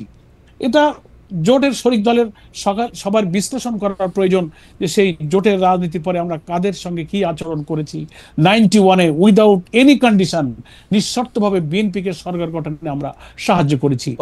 শেখ হাসিনা আওয়ামী লীগে যে আসন পেয়েছিলেন জাতীয় পার্টি দিয়ে, সব মিলিয়েও তিনি করতে পারছিলেন না। তিনি জামাতের আমির অধ্যাপক গোলাম আজমের কাছে এসেছিলেন, বিএনপির পক্ষ থেকে আসা হয়েছিল আমরা আধিপত্য রাজনীতিকে দাঁড় করাবার জন্য আমরা বিএনপিকে দিয়েছি। তখন তো আমরা জোটে ছিলাম না, উইদাউট এনি কন্ডিশন আমরা দেশকে ভালোবেসে করেছি। এখন এটা কি এর জবাবে আমরা কি পেয়েছিলাম? এর জবাবে অধ্যাপক গোলাম আজমকে গ্রেফতার করা হয়েছে, আমাদের শত শত নেতা কর্মীদেরকে ক্যাম্পাসে শহীদ করা হয়েছে, আহত করা হয়েছে। আমরা ধৈর্য ধরেছি, তারপরেও আমরা পরবর্তীতে এসে আবার 2001-এ কিন্তু আবার আমাদের লোকদের উদারতাটা আমরা চেষ্টা করেছি। তেমনি আমাদের সকলের এই উদারতার চেষ্টা থাকলে রাজনীতিতে সহমর্মিতা থাকবে এবং সবাইকে নিয়ে চলার মতো একটা রাজনীতির ধারা কিন্তু বাংলাদেশে তৈরি হবে। খালিদ ভাই, আমার কাছে মনে হয় যে একটা জিনিস শুধু একটু বলা, যে শেখ হাসিনা গোলাম আজমের কাছে গিয়েছিলেন, এটা আপনি বললেন, মানে শেখ হাসিনা কি গোলাম আজমের কাছে গিয়েছিলেন? না, শেখ হাসিনা না, তার প্রতিনিধি গিয়েছিলেন। ওকে, সেকেন্ড প্রশ্ন হচ্ছে যে আমরা জামায়াতে ইসলামীর ক্ষেত্রে যে যেমন ধরেন আগামী নির্বাচনে আপনি বলছেন ইসলামী রাষ্ট্র কায়েমে সবাইকে ঐক্যবদ্ধ হতে হবে, ইসলামী রাষ্ট্র। এখন ঘটনা হইতেছে হচ্ছে যে জামায়াতে ইসলামী রাষ্ট্রের কথা বলে, ইসলামী আদর্শের কথা বলে, কিন্তু আবার অনেকে এই প্রশ্ন করেন যে আপনারা যখন বিএনপির সাথে জোটবদ্ধ হন, শেখ হাসিনার সাথে একসাথে আন্দোলন করেন, তখন আপনারা আবার নারী নেতৃত্ব মেনে নেন।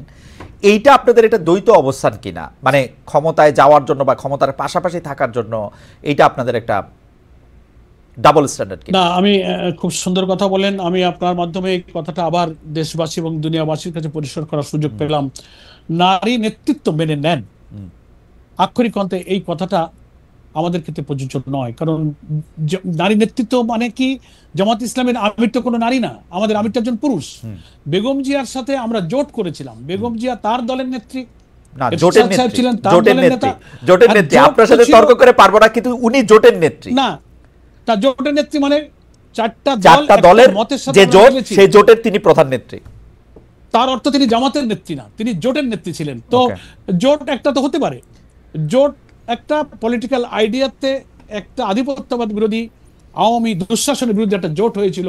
তার দলের নেতা নেত্রী তিনি আলাদা থাকবেন, এবং তিনি ব্যক্তি বেগম জিয়া হিসেবে নয়, বিএনপির চিফ হিসেবে তিনি দলের প্রধান হয়েছেন। উনি ওখানে যদি কোনো পুরুষ থাকতো, তিনি ওই জোটের প্রধান হতেন। সেজন্য নারী নেতৃত্ব তো বিএনপি মেনে নিয়েছে, আমাদের নেতা তো পুরুষ। এই জন্য এই কনফিউশনটা অনেকে তৈরি করার চেষ্টা করে। আমরা তো বিএনপি, আপনারা যখন জোট করেছেন, খালেদা জিয়া আপনাদের নেতা ছিলেন না? না, খালেদা জিয়ার কথা আমাদের দল চলেনি। জোটের কর্মসূচি, কম্বাইন্ড কর্মসূচিতে আমরা খালেদা জিয়া ঠিক করে দিয়েছেন না আপনারা কত আসনে নির্বাচন করবেন, বিএনপি কত আসনে নির্বাচন করবেন? না, আমরা সবাই মিলে করেছি, কেউ একক সিদ্ধান্ত করেনি। আমরা যাদের সাথে জোট করেছি সবাই মিলে আমাদের যখন কোনো সিদ্ধান্ত নিয়ে মতদ্বৈততা হয়েছে, তখন খালেদা জিয়ার সিদ্ধান্তই প্রিভেল করে নাই। 4টে দল বা 8টা দল বা 20টা দলেরও জোট ছিল, দলের মধ্যে মত বিনিময় হয়েছে, আলোচনা হয়েছে। দলের মধ্যে যখন অধিকাংশের মত, মেজরিটি যখন মত দিয়েছে, সবাই সেটা মেনে নিয়েছে। একটা সিদ্ধান্ত নেওয়ার পলিসি তো থাকে, হয় অধিকাংশের ভিত্তিতে, নাইলে সর্বসম্মত। তা নাহলে তো কোনো জোট অ্যালায়েন্স হয় না। তার অর্থ এই না যে আমরা আরেকজনের লিডারশিপ মেনে নিয়েছি। জোট এক জিনিস আর দল আর এক জিনিস। আমাদের দলের নেতা কিন্তু পুরুষ। জামাতে ইসলামীর আমিরে জামায়াত এবং সেক্রেটারি জেনারেল, তারা দুইজন বেগম খালেদা জিয়ার প্রধানমন্ত্রীত্বে, মন্ত্রিসভায় সভাপতিত্বে বসেছেন না? সেটা সরকার, সেটা কোনো দল নয়, গভর্নমেন্ট। একটা গভর্নমেন্ট রাষ্ট্র পরিচালনা, তারা মেজরিটি পেয়েছে, সরকারের প্রধান হয়ে গেছে, নারী ঠিক আছে, কিছু বলার নেই। আমরা তো সরকারের আনুগত্য করছি, ওই সরকারের অধীনে বসবাস করেছি, ওই সরকারের অধীনে আমাদের লোকেরা চাকরি করেছে, বেতন নিয়েছে। এটা গভর্নমেন্টের আনুগত্য এক জিনিস, আর দলের আনুগত্য মানে রাষ্ট্র পরিচালনায় যদি একজন নারী থাকেন, তিনি যদি থাকতে পারেন, তাহলে সেটা নিয়ে জামাতের কোনো ভিন্ন অবস্থান নাই। না, ইসলামের রাষ্ট্রের প্রধান নারী হবেন না, এটা হচ্ছে ইসলামী শরঈ বিধান। কিন্তু উনি যে রাষ্ট্রের প্রধানমন্ত্রী, ওটা তো ইসলামের রাষ্ট্র ছিল না। প্রধানমন্ত্রী হয়েছেন, রাষ্ট্র উনি চালাচ্ছেন। আমরা সেই দেশের নাগরিক হিসেবে মানে we are bound to ওবে the order, আমাদের মানতে হয়েছে। দলের প্রধান তো আমাদের পুরুষ। আর ইসলামে রাষ্ট্র শাসক যিনি নাম্বার 1 ব্যক্তি হবেন, সেখানে মহিলার ব্যাপারে না বলা হয়েছে। সেই ক্ষেত্রে জামাতে ইসলামী এটা মেনে নিচ্ছে, কারণ হচ্ছে যেহেতু বাংলাদেশ ইসলামিক রাষ্ট্র না, তাই তো? জি জি। তো বাংলাদেশ ইসলামিক রাষ্ট্র না, তাহলে জামাত ইসলামিক একটি দল বা ইসলামিক একটি রাষ্ট্র কায়েম করতে চায়, সেটাকে একটু মানে কি বলবো, একটা দ্বৈত অবস্থান হচ্ছে কিনা?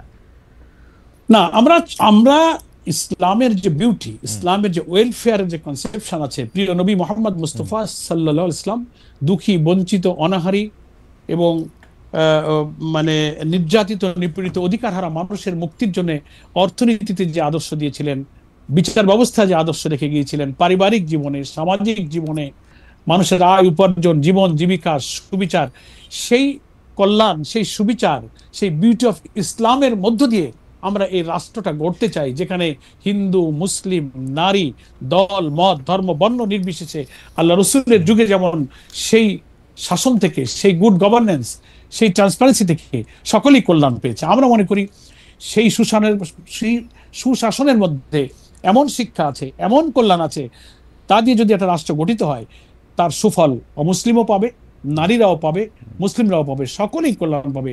সূর্যের আলো যেমন সকলকে আলো দেয়, বাতাস যেমন সকলকে বাতাস দিয়ে বাঁচিয়ে রাখে, আল্লাহ তাআলার প্রদত্ত বিধানের ভিত্তিতে যে সুফল, যে কল্যাণ দেশের সব নাগরিক সমানভাবে ভোগ করবে। আল্লাহ তাআলা কোরআনেই বলেছেন, ওয়া আনজালনাল হাদিদ ফীহি বাসুন শাদীদ। আবার বলেছেন, লিয়াকুমান নাসু বিল কিসত। আল্লাহ বাইয়িনা, কিতাব, মিজান, রসুল দিয়ে সুবিচার কায়েমের জন্য বলেছেন। আমাদের ছেলেরা যে স্লোগান দিয়েছিল, উই ওয়ান্ট জাস্টিস, আল্লাহ সূরা হাদিদের মধ্যে সে জাস্টিসের কথা বলেছেন, লিয়াকুমান নাসু বিল কিসত। আমি যে সুবিচার দিয়েছি আসমান থেকে নাজির হওয়া কিতাবের ভিত্তিতে, সেই সুবিচারের মধ্য দিয়ে তোমরা সমাজ এবং রাষ্ট্র ব্যবস্থা কায়েম করো। জামাত ইসলামী সেই সমাজ কায়েম করতে চায়, আশা করি এতে সব ধর্ম বর্ণ আপনি নির্বিশেষে সকলের কল্যাণ হবে। আপনি মনে করেন কিনা যে 1971 সালের যে 10ই এপ্রিল যে মুজিবনগর ঘোষণার কথা আপনি বলছিলেন, যেখানে আসলে বৈদ্যনাথ তকলা থেকে বা মুজিবনগর থেকে যে ঘোষণা এসেছিল, স্বাধীনতার ঘোষণা 1971 সালে, যেখানে সাম্য, মানবিক মর্যাদা এবং সামাজিক ন্যায় বিচারের কথা বলা হয়েছিল, যে সাম্য, মানবিক মর্যাদা এবং সামাজিক ন্যায় বিচারের একটাই মানে আমার কাছে যে ধর্ম, বর্ণ, লিঙ্গ নির্বিশেষে সবার অধিকার এই রাষ্ট্রে সমান থাকবে। কিন্তু আপনি যে রাষ্ট্রের কথা বলছেন সেই রাষ্ট্রের ক্ষেত্রে কি সবার অধিকার সমান থাকা সম্ভব? সমানের সমান আর সুবিচার, মানে আপনার একটা উদাহরণ আমরা তো সাম্যের কথা শুনলাম। সাম্য সবার ক্ষেত্রে কি সমান হবে? সাম্য মানে সমতা, আমি যা বুঝি আর কি, যতটুকু বাংলা বুঝি। না, সাম্যের অর্থটা আপনি বুঝবেন, আপনি সাংবাদিক, আপনি একজন ম্যাজিস্ট্রেসি জুডিশিয়ারি লোক। সাম্য হচ্ছে যার যেটা প্রয়োজন সেই অধিকারের ততটুকু পাওয়ার অধিকার, প্রয়োজন সেটাই হচ্ছে সমান। আমি যার যেটুকু প্রাপ্য তাকে সেটুক বুঝে দাও। এই প্রাপ্যটা কে ঠিক করে দিবে? আমার ঘরে যে মানে কে ঠিক করে দিবে এই প্রাপ্য? আমার ঘরে যে কাজ করে আমি তার প্রাপ্য ঠিক করে দিব না সে ঠিক করবে? মানে কিভাবে এটা ঠিক হবে, কেমনে? না, রাষ্ট্রের সাম্যের ক্ষেত্রে রাষ্ট্রকে ঠিক করতে হবে যে একজন শ্রমিকের কত কি প্রয়োজন, একটা মালিকের কি প্রয়োজন, একজন মজুরের কি প্রয়োজন, একটা ছাত্রের কি প্রয়োজন, একটা কৃষকের কি প্রয়োজন। রাষ্ট্রে ইসলামের যে কল্যাণ রাষ্ট্রের ধারণা দেওয়া হয়েছে, বলা হয়েছে যে প্রত্যেকটি নাগরিকের ভরণ পোষণ, শিক্ষা, চিকিৎসা, বাসস্থানের নিশ্চয়তা রাষ্ট্রকে করতে হবে। যদি তা দিতে না পারো, তাকে কাজ দিতে না পারো, তাহলে তাকে বেকার ভাতা দিতে হবে। কোনো মানুষ যেন বেকার না থাকে। ইসলামিক কল্যাণ রাষ্ট্রের ধারণা এরকম যে তিনি যখন লেখাপড়া করবেন, টেকনিক্যাল এডুকেশন, এটা সবার জন্য, যে এডুকেশন হোক, এটা পুরুষ নারী মুসলমান অমুসলিম সবার জন্য একই রকম, সবার জন্য। জি, এটাই হচ্ছে সাম্য। এখন আমি 1 পোয়া চাউলের খানা খাইতে পারি, আর একজন তা পারে না, আধা পোয়া পারে, তার অর্থ এই না যে তাকেও 1 পোয়া দিতে হবে, তাহলে তো তার শরীর খারাপ হয়ে যাবে। যে যা দরকার তাকে ততটুকু দেওয়াটাকে বলা হয়েছে ইকুইটি বা সাম্য। তার অর্থ এই না যে সব সমান করে দাও। ওকে, যার যতটুকু দরকার।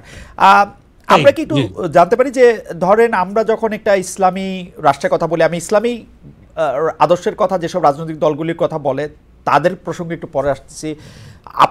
মানে আমরা নানা ধরনের ইসলামিক রাষ্ট্র এখন দেখতে পাই যাদের নামের সাথে ইসলামিক আসে, যেমন ধরেন সৌদি আরব একরকম, টার্কি একরকম, মালয়েশিয়া একরকম, ইরান একরকম, আরও আফ্রিকার বিভিন্ন দেশে আরও নানা রকম মডেল আছে, মৌরিতানিয়াতে একরকম, ওমানে আরেক রকম। তো আমরা আসলে কোনটা আমাদের জন্য নিব বা ফলো করব? ইন্দোনেশিয়া, মালয়েশিয়াও আবার আরেক রকম আছে। মানে আমরা খুবই সিনসিয়ারলি আমি বলবো যে বাংলাদেশে ইসলামিক কল্যাণ রাষ্ট্রের যে ধারণা আমরা কোরআন এবং হাদিস থেকে পাই, শতভাগ সেই স্ট্যান্ডার্ডে কোনো রাষ্ট্র এখন নেই। ওকে, কিছু আছে, হয়তো 12 আনা আছে, 8 আনা আছে, 50%, 60%, 70। তো আমরা চাচ্ছি যে একটা রাষ্ট্রের শতভাগ ক্ষেত্রে যদি কল্যাণের এই ধারণাটা সুপ্রতিষ্ঠিত হয়, তাহলে মানুষের মধ্যে কল্যাণটাও পূর্ণ হবে। এই জন্য কোন রাষ্ট্র প্র্যাকটিক্যালি এখন আমাদের মডেল নয়। আমাদের মডেল হচ্ছে ইসলামের সেই ব্যবস্থাটাই মডেল। সেই মডেলের জন্য আমরা অপেক্ষা করছি, চেষ্টা করব। আমরা মানবীয় সমাজের ভুল ত্রুটি, লিমিটেশন, ক্যাপাসিটি কম বেশি থাকতেই পারে। আমরা ট্রাই করি, চেষ্টা করি। এই দেশ আমাদের প্রিয় জন্মভূমি, এখানে আমরা জন্মেছি, আমাদের সন্তানদেরকে আমরা রেখে যাব যেন একটা ক্ষুধা, দারিদ্র্যমুক্ত, ইনসাফ এবং বৈষম্যমুক্ত, সুবিচারপূর্ণ, সমৃদ্ধ, নিরাপদ বাংলাদেশ রেখে যেতে পারি। সেটা ইসলামের কল্যাণজনক আদর্শের মধ্যেই কিন্তু আছে। আমরা একদিনে পারবো না, আমার সন্তানরা পারবে। কিন্তু কোন মডেলের কথা যদি আমরা না ভাবি, তাহলে যেটা হয় যে আমরা আসলে বাংলাদেশে ইসলামিক আদর্শের কথা বলে এমন অনেকগুলি রাজনৈতিক দল আছে, এছাড়াও রাজনীতির বাইরেও অনেক আলেম ওলামা বুজুর্গ ব্যক্তিগণ আছেন যারা তাদের মতো করে ইসলামে কোনটা ইসলামিক কল্যাণ রাষ্ট্র তার একটা মডেল বা একটা সামনে দেন, এবং তারা আবার অনেক সময় পরস্পর বিরোধীও একটা অবস্থান নেন, সাংঘাতিকভাবে কাফির বলেন, অমুসলিমদের থেকে খারাপ বলেন, মানে অনেক কিছু বলেন। এইটার মধ্যে থেকে কিভাবে মানে একটা সমন্বয় সাধন করা সম্ভব? বিশেষ করে জামাত ইসলামীকে আমরা জাস্ট আমাকে একটা সেকেন্ড একটু বলতে দেন। আমরা দেখেছি যে হেফাজতে ইসলামীর ওই ঘটনার পরে আমরা এটা দেখেছি যে হেফাজতে ইসলামীর উপর সেই রকম নিপীড়ন নির্যাতন চালানোর পরেও যে হেফাজতে ইসলামী, ওই সময়কার হেফাজতে ইসলামী শেখ হাসিনার কথা শুনে তাকে কওমি জননী উপহার দিয়ে তার থেকে জমি নিয়ে, এটা একটা বড় কারণ ছিল হেফাজতে ইসলামীর সেই সময় নেতৃবৃন্দ জামাতে ইসলামীকে অপছন্দ করতেন, সেই কার্ডটা সে সময় খেলা হয়েছে। তো এই কার্ড খেলার মধ্যে থাকলে তো আমরা আসলে ইসলামিক রাষ্ট্রের মধ্যে থেকে কেমনে যেতে পারবো, মানে বা না বা না, ইসলামিক কল্যাণ আপনি রাষ্ট্র ঠিকই কেমনে হবে? বলেছেন। এটা একটা দুঃখজনক। আমি বলবো যে ইসলামিক কল্যাণ রাষ্ট্রের পথে আমাদের যাদের অভিযাত্রা, এ পথে এগিয়ে যাওয়ার পথে এটা একটা নিশ্চয়ই অন্তরায়।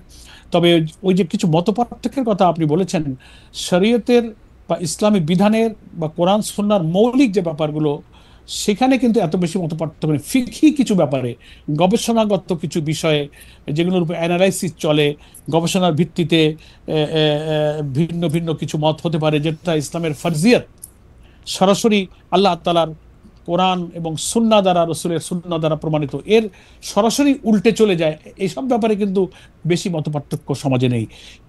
কিছু গবেষণাগত দিক থেকে, ইস্তেহাদি দিক থেকে, ফিকহি ব্যাপারে কিছু কিছু ইখতিলাফ বা মতপার্থক্য আছে। এটা কমিয়ে আনবার জন্য চেষ্টা করা হচ্ছে।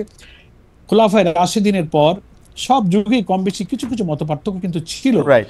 একেবারে সবটাই সবটাই যে একেবারে এক হয়ে যাবে না, যাবে এমনটা নাও হতে পারে। তবে উম্মার চেষ্টা করা উচিত যতটা মতপার্থক্য কমিয়ে এনে দুনিয়ার এই সংক্ষিপ্ত জীবনে আমরা আল্লাহ তাআলার বিধানটার আনুগত্য করতে পারি। That will be better.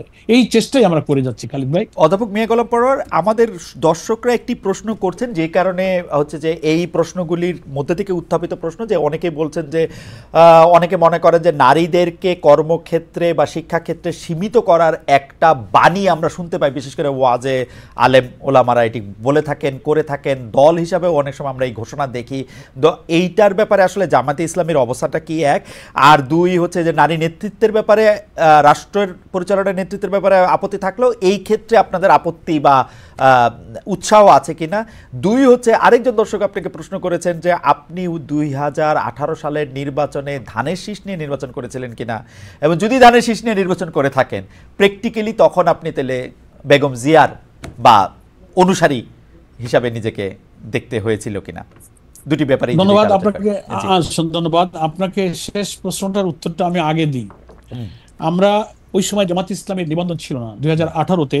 তখন জোটবদ্ধভাবেই, তখন আমাদের 20 দলীয় জোট ছিল। সেই জোটেরই সিদ্ধান্ত হয়েছিল যে আমরা জোটের প্রার্থীরা, ধানের শীষটা জোটের প্রার্থীরা জোটের প্রতীক হিসেবেই তারা নির্বাচন করতে পারবে। ওকে।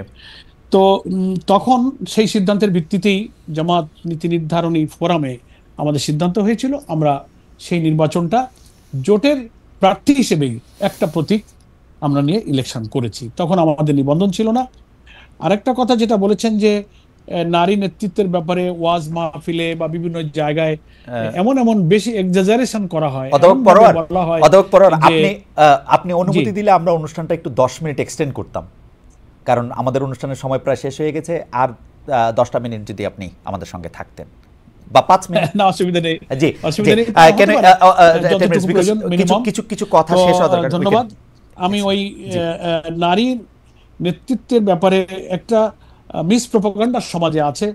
আমাদের মধ্যেও কিছু কিছু লোকদের হয়তো ইলমের অভাবে নারীদের অধিকার সম্পর্কে ইসলাম কতটা তাদেরকে সম্মান মর্যাদায় অভিষিক্ত করেছে, এই জ্ঞানের অভাবে অনেক সময় না জেনে গতানুগতিক কিছু চিন্তায় নারীদের ব্যাপারে এমন কথা বলেন যে মনে হয় যে আরে আল্লাহ, ইসলাম বা ইসলামী বিধান আসলে তো নারীরা ঘরে বসে থাকবে, বেরোতে পারবে না, এদের লেখাপড়া হবে না, এরা সমাজে চাকরি বাকরি, সমাজ পরিচালনার কোথাও তাদের কোনো পার্টিসিপেশন থাকবে না। এই ভুল ধারণাটা তৈরি হচ্ছে, এটা সঠিক নয়।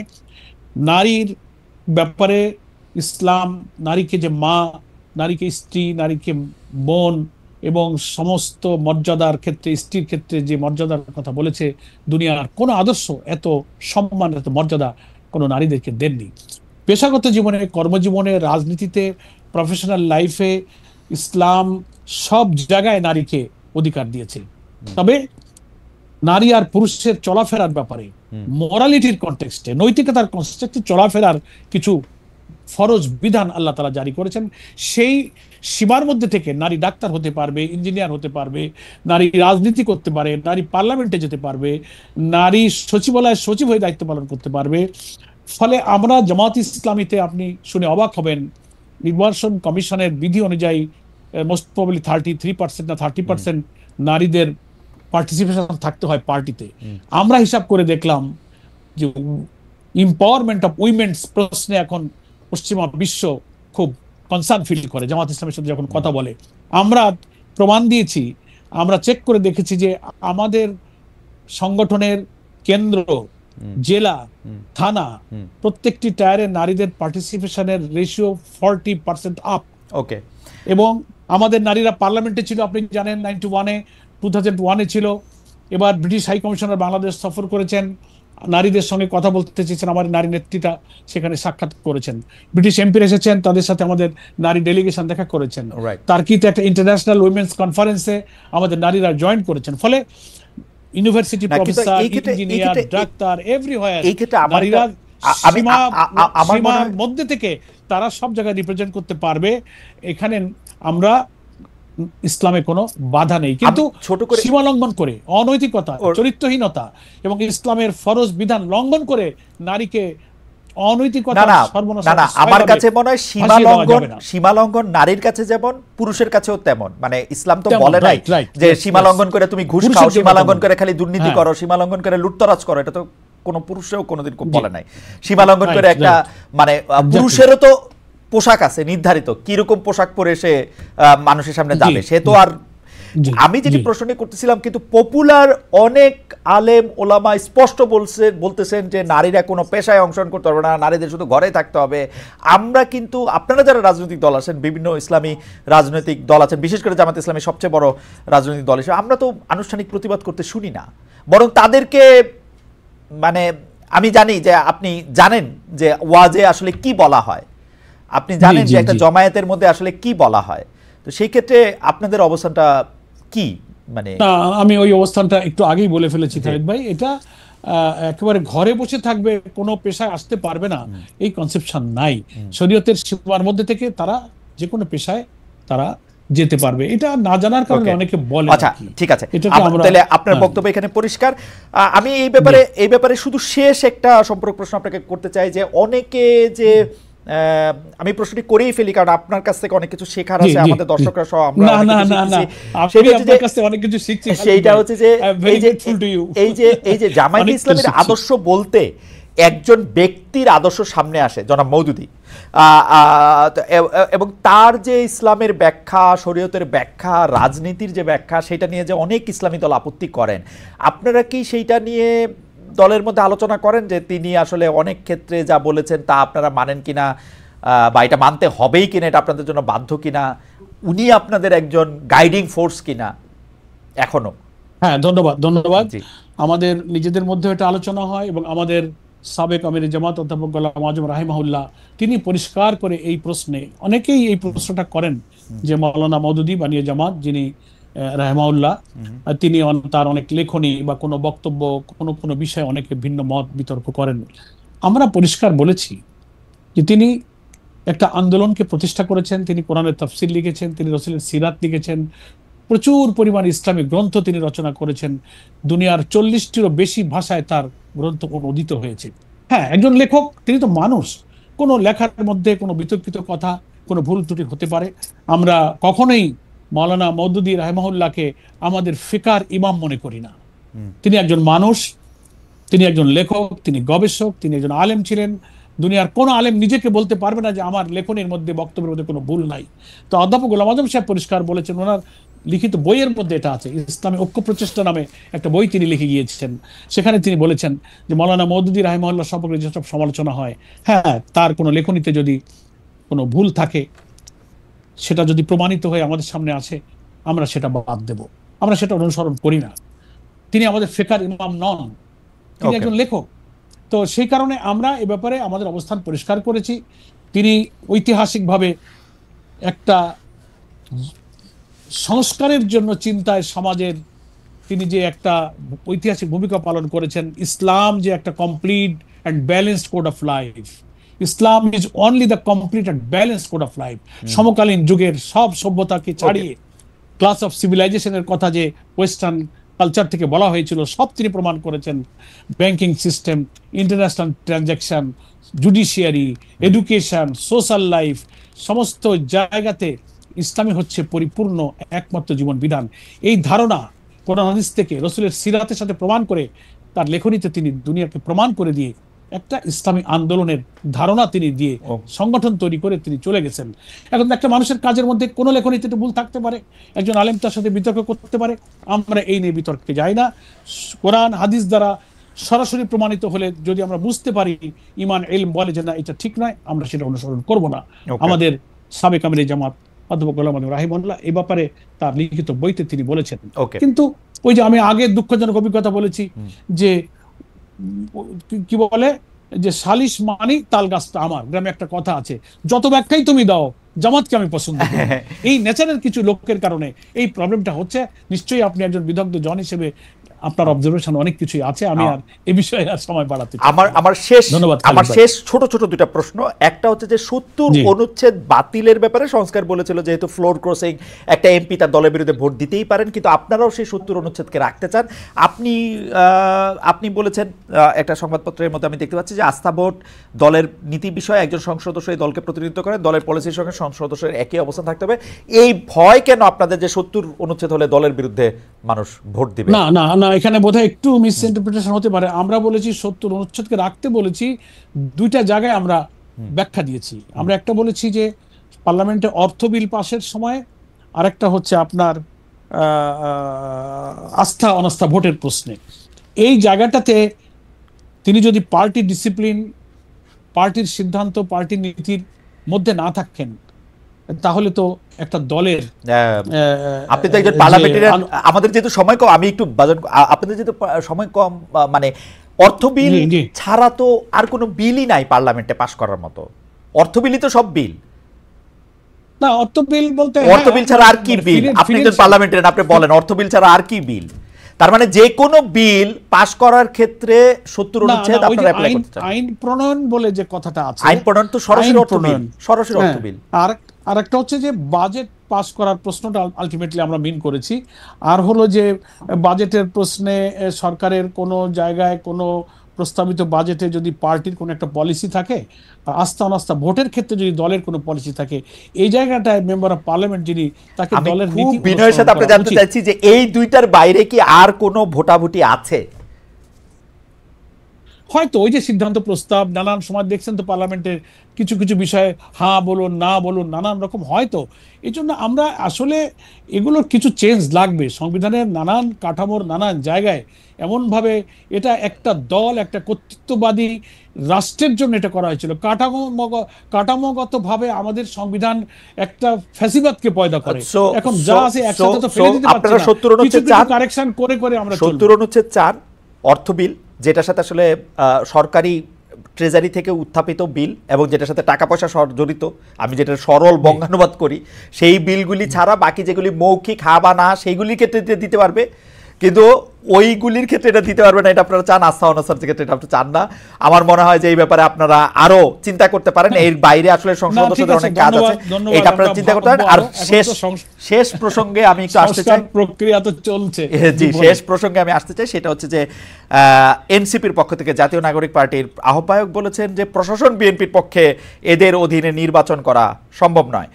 প্রশাসন অনেক জায়গায় বিএনপির পক্ষে কাজ করছে, এই ধরনের প্রশাসনের অধীনে নির্বাচন করা সম্ভব নয় বলে মনে করছেন জাতীয় নাগরিক পার্টির আহ্বায়ক জনাব নাহিদ ইসলাম। আপনি এই ব্যাপারে কি মন্তব্য করবেন? আপনার তাই মনে হয় কেন? এটা আমার শেষ প্রশ্ন, শেষ প্রসঙ্গ। একটা দলের অবজারভেশন তো অ্যাডমিনিস্ট্রেশন সম্পর্কে, প্রশাসনের অভ্যন্তরে কারা কিভাবে ডিল করছে, এটা একটা এনসিপি একটা ছাত্রদের খুব চমৎকার 100% শিক্ষিত লোকের একটা সংগঠন তারা গড়ে তুলেছে। তাদের অবজারভেশনের ব্যাপারে আমি কোনো মন্তব্য এই জন্য করবো না যে গণতান্ত্রিক রাজনীতিতে একটা দলের অবজারভেশন, মত দেওয়ার শতভাগ অধিকার আছে। তবে এটা সত্য যে আমরা প্রশাসনে যখন যাচ্ছি, আমরা সেই সচিবালয়ে যাই, পুলিশ অ্যাডমিনিস্ট্রেশনে যাই, জুডিশিয়ারিতে যাই, অনেকের মধ্যে নানান পারসেপশন তৈরি হয়ে গেছে। এই 5 আগস্টের 5 মাস পর কেউ কেউ হতে পারে যে মনে করে যে ঠিক আছে এখন তো কোন দল ক্ষমতায় আসবে, কি হবে, তাদের কথা যদি না শুনি, এটা করতে গেলে তার পারমিশনটা নিয়ে নিই, এরকম একটা পারসেপশন মনে হয় আমলাদের ভেতরে প্রবেশ করেছে, যে কারণে কাজ করতে গেলে, টেবিলে গেলে, কথা বললে এই ধারণাটা কিন্তু মানুষ পাচ্ছে। হতে পারে এই ধরনের ধারণা থেকে এই মন্তব্য অনেকে করতে পারে। জামায়াত ইসলামী কি মনে করে ডক্টর ইউনূস সাহেবের প্রশাসন কি একটি নিরপেক্ষ নির্বাচন করতে পারবে? কম্পারেটিভলি বেটার আমরা মনে করি যে প্রফেসর ইউনূস অন্তত এখনো যেভাবে তাকে আমরা দেখছি, উনি দেশপ্রেমিক, দেশে একটা সুষ্ঠু সুন্দর ক্রেডিবল ফ্রি ফেয়ার একটা ইলেকশন দেওয়ার জন্য ওনাকে কমিটেড মনে হয়। আমরা দলগতভাবে দেখা করে কথা বলেছি, পার্সোনালি আমি কথা বলেও ওনার মধ্যে আমি সেই আশাবাদ আমি পেয়েছি। ফলে আমি মনে করি জাতি যদি তাকে সহযোগিতা করে, সকল রাজনৈতিক দল যদি অ্যাকর্ডিং টু দেয়ার কমিটমেন্ট এই অন্তর্বর্তীকালীন সরকারের পাশে থেকে মাসেল, ব্ল্যাক মানি এবং অন্যান্য প্রশাসনিক সমস্ত ইঞ্জিনিয়ারিং থেকে মুক্ত করে জাতির এই যে প্রত্যাশা, আমাদের 2,000 মানুষের জীবন, 30,000 মানুষের ক্ষত বিক্ষত রক্তাক্ত স্মৃতির কথা যদি কেউ মনে রাখে, আমি মনে করি এই নির্বাচনকে সুষ্ঠু সুন্দর করার জন্য সকলে এগিয়ে আসবে। এখানে আর 14, 18, 24-এর মতো নির্বাচন আমাদের হয়তো দেখতে হবে না। আমরা এই ব্যাপারে হোপফুল, আমরা এই ব্যাপারে আশাবাদী। জনাব অধ্যাপক মিয়া গোলাম পরোয়ার, আপনাকে অনেক অনেক অনেক ধন্যবাদ। দর্শক, আমরা এতক্ষণ জামায়াতে ইসলামীর সেক্রেটারি জেনারেলের মুখ থেকে অনেক বিষয়ে অনেক আলোচনা শুনলাম। তার সময়ের জন্য আপনাকে ধন্যবাদ জানিয়ে শেষ করছি। আবারও দেখা হবে আপনাদের সঙ্গে, সেই পর্যন্ত।